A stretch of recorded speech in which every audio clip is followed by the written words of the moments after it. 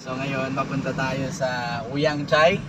Okay, maghahanap tayo ng mga gulay na itatanim natin. Kasi most of the times, actually halos lahat ng bahay dito sa Thailand, may gulay sila sa bakuran nila. Fruit bearing trees, vegetables. Actually last year meron nga kami, kompleto kami ng cauliflower, broccoli, yan, mga cabbage. Lahat yan nakompleto namin last year. Pero this year kasi super busy. Pero ngayon, gagawin nga namin ulit. Buhayin ulit namin yung garden dun sa gilid. Dito madalang lang yung madalang lang yung namimili ng tingi-tingin na gulay kasi nga halos lahat ng bakuran may prutas. Mamaya ipapakita ko sa inyo yung bilihan ng gulay at saka yung itsura ng mga harap ng mga bahay nila dito. Kahit mga modern design na mga bahay, ang harapan nila ang mga pananim, repolyo, ganun, mga broccoli, karaniwan. Kasi yung weather din kasi dito, hindi kapareho ng weather natin sa Pilipinas na sobrang init wherein na-dry out yung mga vegetable. Dito kasi super balance. The government even pays for cloud seeding processes para lang magkaroon ng ulan. Yan, so yan, nakita nyo nga ngayon medyo makulimlim ang panahon dahil yan sa pagka cloud seeding na ginagawa ng government of Thailand para i-save yung mga natutuyo ng mga halaman dito. Actually, it's really a big help for all farmers. Ayan, pupuntahan natin ngayon yung bilihan ng gulay para makita natin, maipakita ko sa inyo pagkakaiba. Actually, ang mumura ng mga nila dito, ng mga gulay nila dito, around 1 baht, 2 baht, 3 baht, depende sa variant ng mga vegetables. Pero hindi umaabot ng hindi umaabot ng 5 baht per seedlings. So, isipin mo, magtanim ka ng mga seedlings worth na ganon, tapos mapalaki mo siya. Wala ka namang ibang puhunan kundi tubig, abono, konti lang, pero hindi rin ganon kamahal ang abono dito sa Thailand. Kaya once na nakapagpabuhay ka, in the future, syempre, meron kang aanihin. Sabi nga nila, di ba? Pag meron kang tinanim, meron kang aanihin. Kaya ngayon, magtatanim tayo, or by, what month na ngayon? This month is May, June, July, August. Around September, meron na tayong aanihin yan. Hindi ko alam kung maisasama ko pa yun sa vlog ko, pero yeah, we're going to try. Okay, and then mamaya papakita po sa inyo. So, stop muna tayo. Focus muna tayo sa daan. See you later.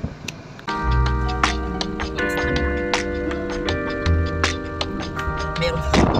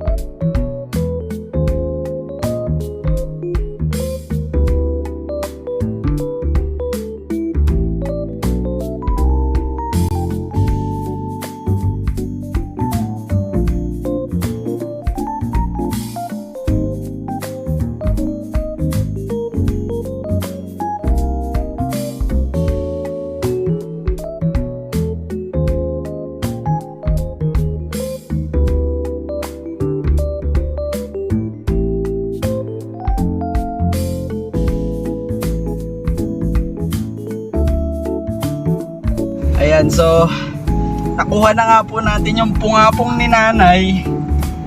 Dahil sabi niya nakakain daw po yun. Siyempre tayo hindi natin alam. We are not literate about that kind of vegetable, though maybe in the past we already have tasted it. Pero masarap daw. Pero feeling ko sana masarap siya kasi ang kate! Ang kate-kate! Sobrang kate na. Ang kate po talaga. Ewan ko. Hindi normal yung kate niya. Parang masusunog yung balat ko. Kasi yung matanda pong kakayaran natin ay nagkikrib daw. Sige. Pero sure ka nanay, hindi tayo mamamatay dun ha. Pag namatay tayo dun, nangati na nga ako, namatay ba ako? Wala na. So ayan, pauwi na po tayo. Meron na tayong ulam. Tapos yun nga, hindi po ganun ka-successful yung paghahanap natin ng mga seedlings dahil Sunday. Okay lang kasi meron pa naman po tayong option which is yung mga boto-boto po. So magtatanim tayo ng mga boto-boto mamaya. Papakita po namin sa inyo yung bakuran po natin doon na lalagyan po natin ng panim. Eh yun lang po. Ulit tayo mamaya. So, karating na tayo. Nakabili tayo ng lupa na gagamitin ni Tandang Presi. Ayan. Yung kati-kati natin sa katawan na wala din ng pusa. Tapos, ayan. Yung pungapong na nakuha ng pungapong. I don't know what do you call this in your province. But in our province, my mother said it's pungapong. And then, what's the edible part? This one? Ito ang nakakain? So, ayan, dito na nga po pala tayo sa bahay ng kapatid ko. So, ito yung bakuran niya na actually garden to before. Kaso nga lang, napag-desisyonan namin nung kuya ko na gagawan daw namin to ng fish pond. Wherein, on hold siya right now kasi here in Thailand, there's only a specific date where you can burn all the trash like this, the organic trash. Meron lang date na pwedeng magsunog. So right now, hindi pa rin pwede magsunog dahil nga yan sa problem with Myanmar. Yun nga yung super polluted ng hangin dito pagka ganitong month. So, bawal pa magsunog. So kahit ayan, makikita nyo, ang daming basura, organic trash na hindi namin sinusunog. Hinihintay namin yung date kung kailan pwedeng magsunog. So, kahit gustuhin namin mag-start na, hindi pa rin makapag-start. Pero, although ganun pa man, makikita pa naman natin dito na meron pa rin bakas nung mga halaman na naitanim before. Ayan, makita mo dyan, may mga kalabasa, lemongrass, andun yung mga okra, ayan. Kompleto dito halos eh. With all this saging, papaya, okay. Sa maliit lang na lugar, gaya nito, kung talagang gusto mo na may aanihin ka, ay talagang kailangan mo lang talagang magtanim. And it's a really big help para sa ating Mother Nature. Ayan, so as you can see, merong pinya. Ayan, and yan, dito rin yung asawa ko ngayon. Ano ginagawa mo dyan? Tingnan mo, ang daming mulberry. Mulberry?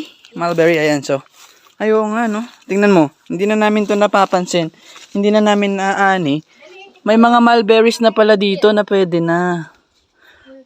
Okay, sige, anihin na natin. Kainin natin mamaya. Hindi, look. Okay, ayan, no? Wow, oo nga. Diba? Pag may tinanim talaga eh, no? Ayan, dami. Ayan, no? Ang dami. Look, ang dami. Ang dami.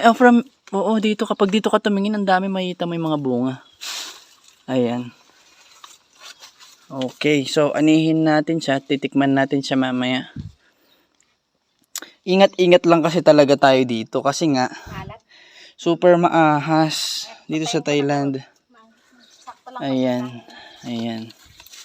So, anihin muna natin itong mga to. Oo nga, tingnan. Anihin mo. This one? Yeah. Ayan. Masarap yan eh. Yung red kasi medyo maasim-asim pa. Pero pag once na black na talaga siya. Ayan. Ito pa oh. Dami. Si Gray gustong gusto niyang kainin to. Hindi look. Ah, di ba? Ang dami. Oo, di ba? Basta may tanim talaga. Actually, hindi ko tanim tong mga to. Tanim to ng kuya ko. Yun talaga mahilig magtanim. Since nung nasa Pilipinas pa kami, talagang matanim na yung kuya ko na yun eh. Ayan. Actually, hindi lang yung mulberry. Meron pa ditong berry na isa pero hindi ko alam kung anong berry to. May anong berry to? Me? Ito anong berry to? Anong tawag sa berry na to? Ito hindi ko po alam kung anong tawag sa berry na to. Pero berry din to eh. Ayan. Ang dami rin yung bunga oh. Anong berry ba to? Hindi ko po alam. Hindi ko alam kung anong berry yan. Pero ito. Cranberry? Ha? Cranberry? Hindi ko alam. Nakakain ba yan? Oo. This? Yes. Hmm. Yun nga may malaki dito. Ah, maasim na siya. Yung black yata yung ano, yung hinog na yan. Oo, may buto to. Ayaw nga, no? Mm-mm. Tastes like bugnay. Same species rin sila nito kaso nga lang. Mas maano to. Matinik yung puno niya. Ayan, napakatinik. Ayan. So, yeah.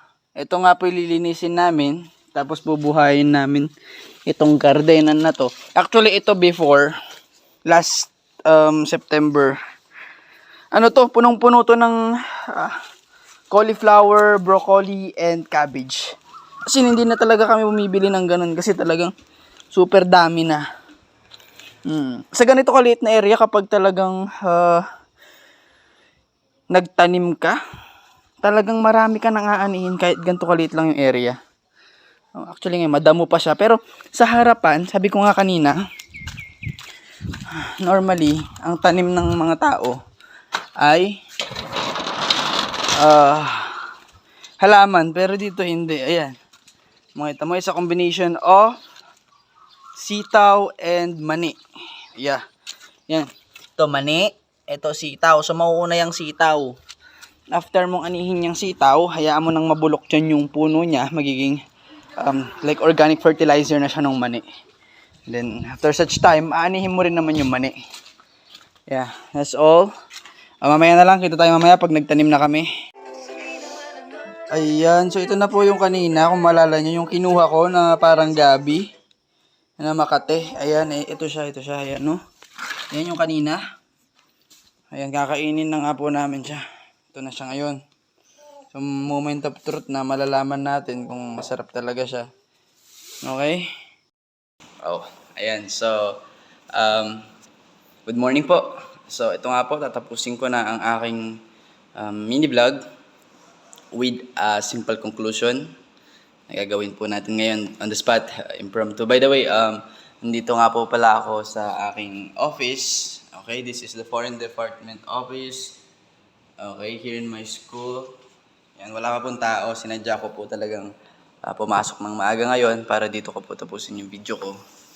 Okay, so, by the way, babasahin ko po muna what is the meaning of ecoliteracy or ecological literacy. Ecoliteracy is imperative for nurturing a deep connection and responsibility towards the earth. Okay? Deep connection and responsibility towards the earth.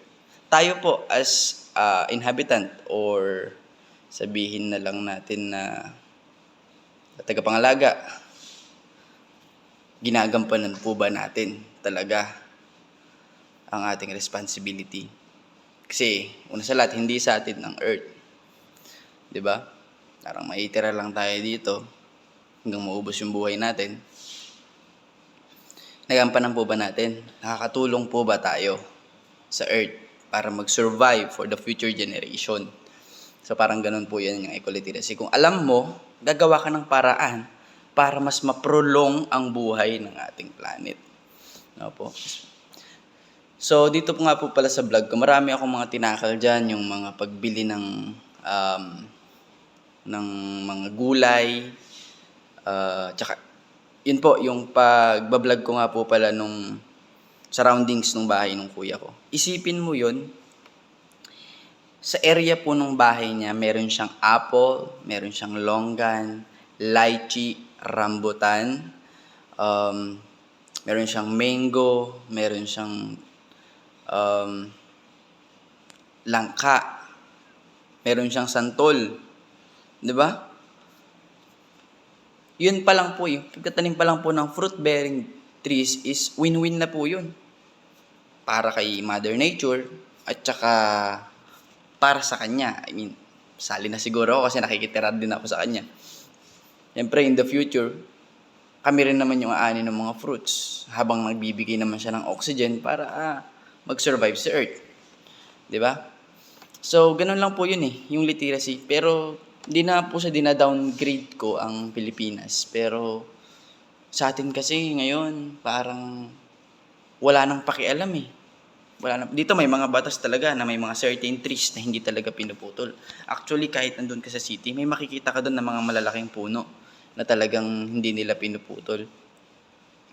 Tapos, yun nga po, yung simpleng pagtatanim lang sa paligid mo, malaking tulong na po yun Kasi hindi lang para sa'yo nga, para din sa Earth, nakakatulong ka rin.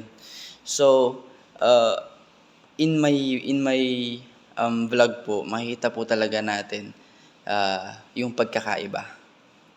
Like yung pagka-cloud seeding, ginagawa pa ba sa atin sa Pilipinas? Siguro, at some provinces, pero hindi po sa lahat at saka hindi nila gagastusan kung alam nilang short sila sa punto. Pero dito, talagang ilang gabi po yun na sunod-sunod dahil ramdam na ramdam namin yung init, ramdam na ramdam yung pagkatuyo ng lupa.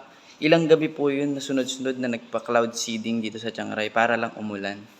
So, yun pa lang, their government is literate siguro kung anong possible effect kapag di nila ginawa yun.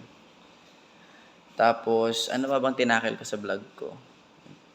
Yung pagkain. Yung pagkain na niluto namin. Okay, di ba? Actually, yun, parang damo lang siya. Hindi ko nga po talaga alam. Hindi ko talaga alam kung ano yun. Though, nung kinain ko po siya talagang masarap nga talaga siya. Isipin mo na lang kung hindi ka literate about your surroundings. Parang hindi mo kakainin yun. Hindi mo alam na nakakain pala yun. Ayun nga po. Tapos, siguro, tatapusin ko na yung vlog ko. Ito na yun. Maraming salamat po. God bless.